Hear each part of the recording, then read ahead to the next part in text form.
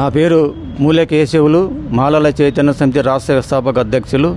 ఈరోజు జిల్లా కేంద్రంలో ఉన్నటువంటి ఇంటర్మీడియట్ ఎడ్యుకేషన్ ఆఫీసులో మరి ఆ విద్యాధికారికి మేము వినతిపత్రం ఇవ్వడం జరిగింది. వినతిపత్రం ఇవ్వడానికి వచ్చినాం.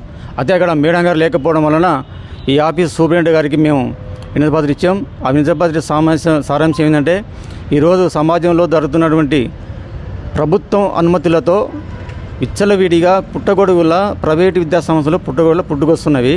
మరి ఈ ప్రైవేట్ కాలేజీలకు అనుమతి ఇచ్చినప్పుడు ఎలాంటి నిబంధనలు ఉన్నాయో ఆ నిబంధనలు అన్నీ కూడా తుంగలో తొక్కి అడ్మిషన్ అప్పుడు విద్యార్థులకు తల్లిదండ్రుల అధిక ఫీజులు పెంచి, అదేవిధంగా ఏ కాలేజీలో అడ్మిషన్ చేశారో అదే కాలేజీలని విద్యార్థులు బుక్స్ కానీ, తర్వాత టైర్లు కానీ, బెల్టులు కానీ, డ్రెస్సులు కానీ ఇవన్నీ కూడా విక్రయిస్తున్నటువంటి కాలేజీలు చేసి వాళ్ళ యొక్క విద్యను వ్యాపారంగా మార్చి విద్యార్థి తల్లిదండ్రులపైన బరువు ఆర్థిక భారం మోపుతున్నారు. అలాంటి కాలేజీలపైన రాష్ట్ర ప్రభుత్వం మరి జిల్లా విద్యాధికారులు ఎందుకు అలా వారిపైన చర్యలు తీసుకుంటలేరు?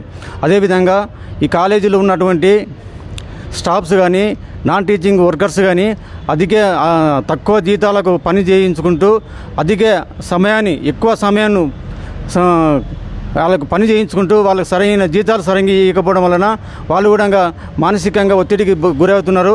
అలాంటి కాలేజీ యాజమాన్యం పైన ఖచ్చితంగా ఈ విద్యాధికారి గారు ఖచ్చితంగా ఇంటర్మీడియట్ విద్యాధికారి ఖచ్చితంగా భవిష్యత్తులో ఖచ్చితంగా ప్రతి ప్రైవేటు జూనియర్ కాలేజీని విజిట్ చేసి తనిఖీలు చేసి ఖచ్చితంగా మేము ఇచ్చిన అంశాలపైన తనిఖీలు చేసి చర్యలు తీసుకోవాలని చెప్పి మీ సందర్భంగా తెలియజేస్తున్నాం.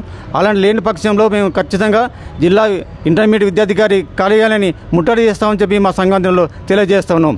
జై భీమ్, జై మాల.